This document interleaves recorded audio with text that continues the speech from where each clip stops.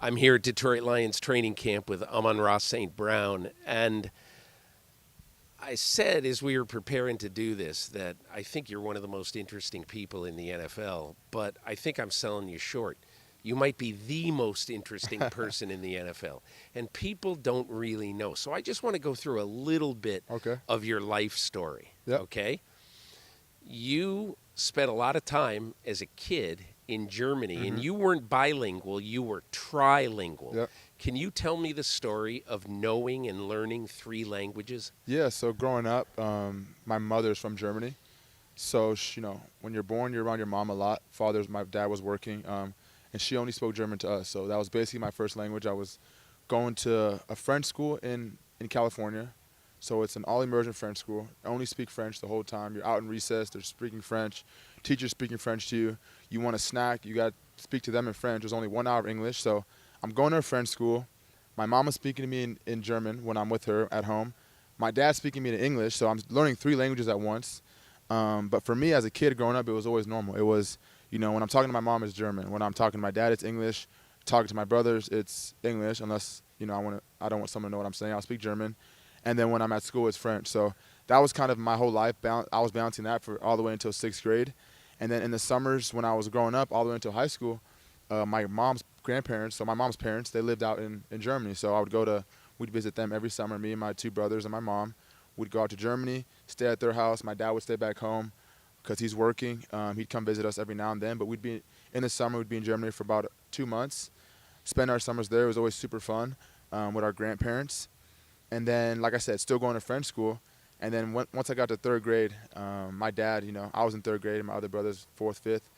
He decided, he's like, you know what, let's send the boys to school in Paris. So he sent me and my two brothers to school in Paris for a whole semester. What did you say when he told you that? I was so young, I didn't really think much of it. I was always traveling. We've been all across Europe as kids. My parents were big in traveling, so we traveled across the country. We took cruises everywhere. So for me, it was just another, not vacation, but, I'm going somewhere else to go to school.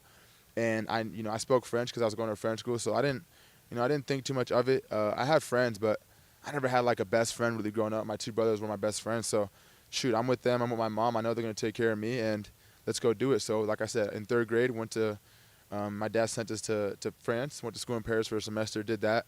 Super fun, one of the best times of my life. And then once I got to sixth grade, the French immersion school in California, it stops at sixth grade. So seventh and eighth grade, I went to regular middle school back at by my house, and then went to high school, and that was that. Okay, so if I dropped you in the middle of Paris right now, you would know a little bit more than Où est la bibliothèque? 100%. Where's You the would, library? Yeah. yeah. Where's but I'm saying you would be able to function normally. I would be able to speak function fluently. normally. You know what? So French is a little different. It's actually, I don't speak it as much as I used to, just because my mom is, like I said, she's German, so Yeah. I'm only speaking German to her. And then no one's really speaking French to me, so I don't speak it as much. I understand almost everything, Yeah. but like I told some people this, I want to go back to France when I get some free time, maybe next off season, and really just perfect the language again. Because when I see stuff, like I hear people speak French, I understand what they're saying, but then sometimes I try to speak, and there's certain words that I forget that I know if I went there for about 2 or 3 weeks, I would get it all back. But French is an awesome language. What's sure. the benefit to being trilingual and knowing multiple languages? They say that it opens up a different part of the brain. And, I mean, I think I'm a pretty smart guy. Just in general in life, picking up things, memorizing things. Languages is a big – you got to be able to memorize words. That's a big part of it. And then, conceptually with different language, obviously English is a little different, but German and French, you have conjugations. You got past, present, future tense. So there's a bunch of different things that go on into those languages that can kind of be, tough. But, for me, it's like I tell everyone, it was my life. That's what only thing I knew growing up, and it was normal for me to learn those different languages. I would say as a young kid, I wasn't really fluent in any three of the languages. So I felt like when I spoke English, I wasn't fluent. When I spoke German, I wasn't fluent. And when I spoke French, I wasn't fluent. But I was, good enough in all three. And I remember being a kid and like, man, I wish I could just speak English as good as my friends. But as I got older, I mean, it got easier and got normal. But as a young kid, I was juggling all three different languages, and it was kind of tough to be fluent in all three. So there is a story that when you were getting ready to go to college, you took the SAT in multiple languages. Is that true? That's true. Yeah, I took it in English, French, and German. Wow. I never knew they had the SAT in Germany. Yeah, they You have it. know? Yeah. Why did you do that? It wasn't my choice. It was my Yeah. mom's choice. She wanted Yeah. us to do it. Did you get the same score relatively in all? German and French were a little lower, but they were still good scores compared to my English. Yeah. But yeah, I mean, like I said, it wasn't my choice. My mom was really, really tough on us on academics. So she's like, "You guys are taking it. You have no choice." I was like, "Okay, let's do it."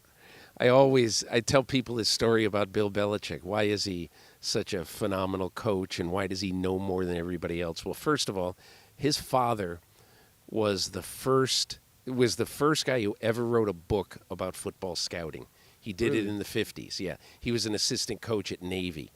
And so he was immersed in that. He went to practice at the Naval Academy. And then he would go home, and his mom knew 7 languages and was always asking him to read to her while she was preparing dinner. Right. So he would read his lessons or whatever, 4th grade, 5th grade, 6th grade, and spend an hour with her while she's preparing the meal, and Right. she's talking to him about all the stuff that he's learning at the time. And I said, what could be a better environment than somebody who grew up in a love of learning and an insatiable love of football like his father had? Right. So, and your story kind of reminds me of that to Yeah. some degree. Yep. Yeah. I want to ask you, let's go to football. Because to me, you were one of those guys who, on draft day, you could have gone to a lot of different teams and you could have gone in a lot of different places in the draft. 2nd, 3rd, 4th round, whatever. But you told me a story last year that I thought was incredible. After you didn't get drafted on day 2 of the draft, you didn't just go home and drink 9 bottles of whiskey or something. You might have, I don't know. But you didn't just go home and mope. Tell me about day 2 of the draft a couple of years ago, what you did after you did not get drafted. Yeah. So I had like day 2. I was expected. I thought I was gonna get drafted on day 2. I had a bunch of family and friends over. I would say like over 30 people at the house. In Los Angeles, in the LA in, area. in Orange County. Yeah. Orange County, yeah. Yeah, in Southern California. NFL sent out the cameras, just in case if I get drafted, they see the live view and they can show it on TV. Had the cameras there, everything. So we waited. Day 2 of the draft, 2nd and 3rd round, obviously. Waited around, saw a bunch of different receivers get picked. I thought I was gonna get the call, never got it, and then I remember the last pick going. I was like, they were announcing the pick, and at that point, it's like it wasn't me because I would have got the call already. So I knew it was over. I remember saying bye to everyone. Thank you for coming. I'm sorry that you made some people came from like hour and a half away. I said thank you for coming. I'm sorry it didn't go the way that we wanted, that I wanted. And I just remember crying, being super upset. I didn't want anyone to really see me upset. So I just remember, I drove there. So I'm going to drive back. You got in the car alone. Got in the car alone. Went back to my, I was Airbnb a place in Newport with my brothers. Going back, super upset, crying, and just I would say one of the days that I'll never forget for me as a player, as a person, just how mad I was because. Yeah, I'll just leave it at that. How upset I was, and then going back home, I was like, I can go to bed. I can feel sorry for myself. I was like, you know what? Let me get on this jug machine. Let me catch my balls like I always do. So I got on the jug machine. I go home at like 12:30. Where is it? Where is that? This is Where's Jug's machine? In the garage at my Airbnb. Yeah. Okay. It's like 12:30 at night. Who fed the machine? My brothers were still up. They were all there with me. So they knew that you needed them that night? They knew, yeah. They stayed with me. I was like, let's go. Let's get it in. It's no time to rest now. So got home, got on the jugs, caught 202 balls. Why 202? It's always been my number growing up. It's kind of a story that, when I was a kid, there was this other kid that we met that had really good hands. My father was with me. He did everything with us, and he caught we asked him what he does, and he said he catches 200 balls a day. So we're like, you know what? We got to be better than him. We got to catch 202. So 202 was always my number. And it's just a little reminder that So that night on the draft in the garage, yeah, you caught 202 balls, 202. glistening with sweat. It wasn't bad, yeah. Yeah. A little sweaty. So at the end of it, do you feel better, or are you still totally pissed off? I'm still pissed off, Yeah. 100%. But for me, it's like I'm just gonna go that much harder. For me, it was they just woke someone up for me. That was the mentality I had. Whoever picked me that next day, I knew I was gonna go. I didn't care who they had a receiver. I was gonna go in there and give it my all every day. And that's what I did when I came here. It was, I didn't know many people here, far away from home. But in some ways, that was good, wasn't it? I think so. Yeah. I think it was. Come and prove yourself in a totally foreign place Yep. where there aren't 100 things to do. There's football. Right. Yeah. I think it was good for me, and I'm glad I'm here. I think it, couldn't have been a better situation for me. I love it here, but like I said, yeah, at the time I was pissed off. It was probably one of the most pissed off times I've been in my life. But you use that. For sure. Yeah. Do you ever look back on it and say, I'm glad that happened because of what it did for me? Or are you still pissed off and you still think you should have gone way higher? I think both. Yeah. Both for sure. I'm still pissed off to this day, and that's why I go so hard. Just every year, I want to make them pay for what they did. The teams that passed up on me, even if I saw some guy after my rookie year, he was like a scout on I think it was like the Panthers or something, or the Seahawks. He's like, I saw him in the elevator. He's like, man, good season. And I was like, yeah, you passed up on me. And he's like, yeah, we did. And that was that. So little things like that I never forget. The teams that interviewed me, the guys they picked before. I'm watching. I still keep track of the guys. Yeah, I was gonna ask you that. Yeah. Do you really know all 16 players? I do. And You want me to do it right now? Yeah, I want you to do it right now. On live, you ready? Ready. You got to count all. You got to count with me. I'm gonna count. All right. One. Jamar Chase, LSU. 2. Devontae Smith, Alabama. 3. Jalen Waddle, Alabama. 4. Rashad Bateman, Minnesota. 5. Kadarius Toney, Florida. 6. Tutu Atwell, Louisville. 7. Rondo Moore, Purdue. Elijah Moore, Ole Miss. 8. Terrace Marshall, LSU. 9. Dwayne Eskridge, Western Michigan. 10. Um, Dwayne Eskridge, Western Michigan. Yep. Nico Collins, Michigan. 11. Anthony Schwartz, Auburn. 12. De'Ami Brown, UNC. 13. Josh Palmer, Tennessee. 15. Or 14. Sorry. Yep. Josh 2 Palmer, more. Tennessee. Amari Rogers, Clemson. Des Fitzpatrick, Louisville. Amon-Ra St. Brown, USC. You got them all. Yeah. And do you have it in your locker? Do you have it? Where is it? So actually, I have it in my notebook. I have my goals written on my notebook. I read it 3 times. My goals, I read it 3 times every day before I go out to practice. Have 2023 goals, boom, at the top. Have the stats that I want, whatever, yada, yada, yada. Then I have round 4, pick 112, never forget. Then I have 1 through 16. I have all the receivers written, where they went to school. Bang, on that notebook. I read the whole thing 3 times before I go to practice every day. Oh. Do any of those guys have more catches than you right now? More catches? No, not more catches. Take a little pride in that? Yeah, it's cool, but I got to keep going. Yeah. Last year was last year. You got to be consistent in this league. And like I said, you're only as good as your last year. So I'm back at 0. I got to restart. I want to ask you about this year. I wonder what you thought the night the NFL released the schedule. And you say, wow, we're going into the den of the Super Bowl champions. We got to beat the great Mahomes. What did you think that night when you saw it? I was excited, honestly. I feel like, when I first got here, I remember my rookie year, we had 1 primetime game. I don't count really Thanksgiving. That's like a tradition. We had 1 primetime game my rookie year. That was Monday night, week 2 against the Packers. And that was it. Every other game, 1 o'clock, 1 o'clock, 1 o'clock. I remember talking to my brother. He's like, he was on the Packers at the time. They had 7 o'clock. Equanimous St. Brown. Yep, yeah. Correct. He had 7 o'clock games. He had Monday night, Sunday night. He's playing at different times. I'm watching him on TV, prime time, almost like every 4 weeks. I'm like, man, it must be nice to get all those prime time games. I'm over here 1 o'clock every week, same time, same schedule. Nothing's changing. No national games. No national games. I'm like, it's fine. We'll get through one day. And then last year, again, I think we had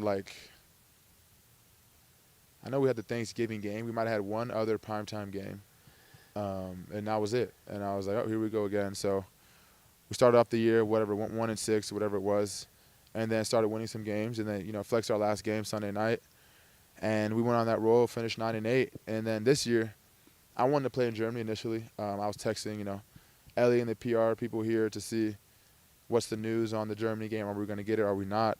And I'm half German, so that Germany game would have been awesome. But they told me, it doesn't look like we're going to be playing in Germany. I was like, it's fine. And I found out the reason why we're not is because we have the opening game against Kansas City. And I was like, that's a pretty good trade. I'll take it. Week 1, everyone's watching. One of the most watched games of the year is the opening day against the defending champs in Arrowhead.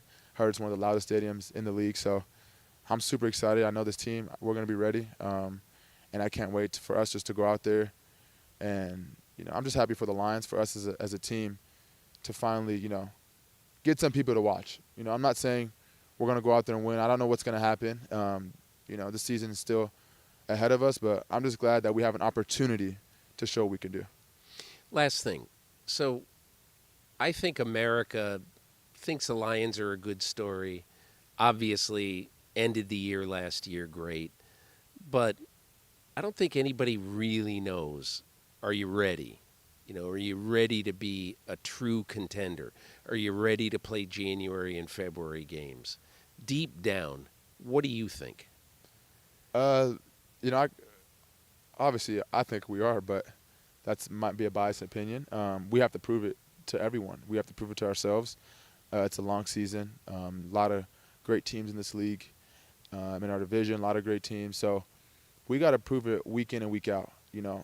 I can see why everyone thinks that. The Lions haven't done much for the last, you name it, decades. I mean, they haven't won many games, haven't won many playoff games. Shoot.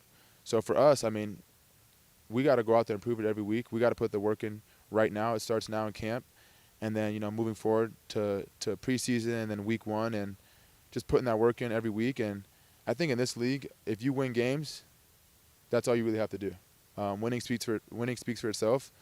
And that's it at the end of the day. If you win games, you kind of, you can shut people up. So at the end of the day, it's about winning, and that's what we got to do. By the way, when you were a kid, was it an absolute constant that teachers and other adults you would meet would ask you to spell your name because they had never heard your name before? Yeah, they wouldn't ask me to spell it. They would ask how to pronounce it. Yeah. Usually when teachers, they roll call in the morning to see who's there and who's not. They would most of the time butcher my name. Sometimes I would correct them, sometimes I wouldn't, because I don't really. If someone mispronounces my name, I'm not one of those guys that's just gonna correct it right away.